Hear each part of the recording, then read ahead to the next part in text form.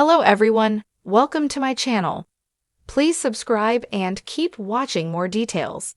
15 huge Coronation Street spoilers for next week.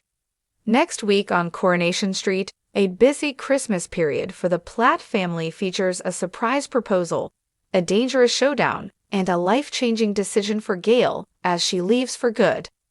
Elsewhere, Lauren faces her plea hearing and Carla goes public with her new relationship. Here's our full guide to 15 big moments coming up. You can also check out our collection of 52 spoiler pictures from these episodes. Audrey witnesses Jesse lying to Gail to cover up the money laundering secret that he's keeping with David. Convinced that Jesse is wrong for her daughter, Audrey warns Gail that she'll never see her again if she marries Jesse. Later in the week, Audrey throws another spanner in the works in the hope of stopping Gail from leaving for France with Jesse. She warns that Jesse and David are both lying to Gail, but will it be enough to stop the wedding? Gail is left upset by Audrey's revelations and heads home alone. While drifting in and out of sleep on the sofa, Gail gets a surprise visitor. Will this help her to make a final decision over Jesse? On Christmas Day, Gail faces a life-changing decision as the day of her wedding to Jesse has finally arrived. Will she go ahead and leave Weatherfield as a married woman, or will she end things with Jesse and head off on her own? Nick returns from holiday and Leanie quickly puts the next stage of her plan into action, warning him that there's a problem with the bistro business accounts.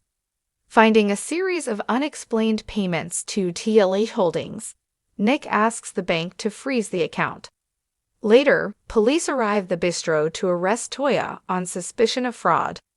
Lena's anger grows when she finds that Nick has splashed out on Christmas presents for Toya. Using this situation to her advantage, Lena heads to the police station and shows the presents to Craig. She suggests that Toya and Nick must have been in on the alleged fraud plan together. On Christmas Day, Toya tries to forget about her arrest ordeal as she helps Nick to prepare the bistro for Gail and Jesse's wedding.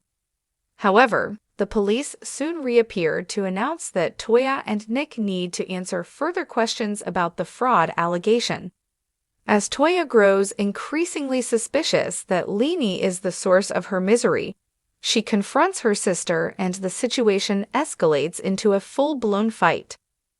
Nick seeks legal advice from Adam and Alia after being set up by Leanie.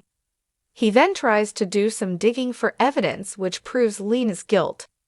Nick's unease grows when Amy claims that he sent flirty texts while he was on holiday in Tenerife. As Nick looks through CCTV footage at the bistro, he spots that Lena has 2 phones and could have been responsible for this too. Meanwhile, Toya tries a softer approach with Leanie, insisting that she and Nick never meant to hurt her. Will Lena show any remorse for her vengeful actions? Debbie invites Shona to attend her New Year's Eve party at the Chariot Square Hotel. Shona doesn't seem interested, but Debbie points out that she seemed to be enjoying the hotel well enough when she visited a few nights ago. David overhears the end of this conversation, and his suspicions grow over Shona having an affair. On Christmas Day, David is confused when Shauna doesn't give him the new aftershave that he'd found hidden away in her bag. When Adam later appears, revealing that he was given aftershave by someone as a Christmas gift, David thinks it's the final proof that he's sleeping with Shona. David asks Adam to join him for a birthday drink, but as his oblivious target downs some whiskey, David secretly sticks to water. Before long, David accuses Adam of having an affair with Shona. Shona and Sarah witness the altercation coming to a dramatic end as Adam falls down a set of stairs.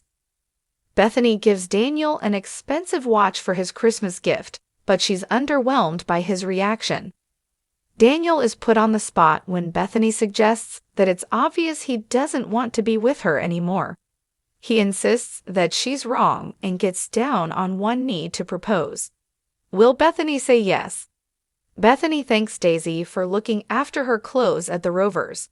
She confirms that she now wants her old wardrobe back, as she's feeling confident for the first time since her botched surgery ordeal. Dee Dee agrees to attend an appointment with a genetic counselor who explains the necessary tests to find out whether her unborn baby would be a suitable donor for Frankie. While Dee Dee focuses on this, she asks Alia to keep her posted on Lauren's plea hearing. Lauren talks through her options with her solicitor, who points out that a not guilty plea would lead to Joel's murder case going to trial. This would mean Lauren's unsavory past being exposed in court, including her connections to the far-right gang. Max puts forward an alternate argument, suggesting that pleading guilty for a lesser sentence would mean Frankie growing up thinking that she was the villain in his dad's death. What will Lauren decide to do?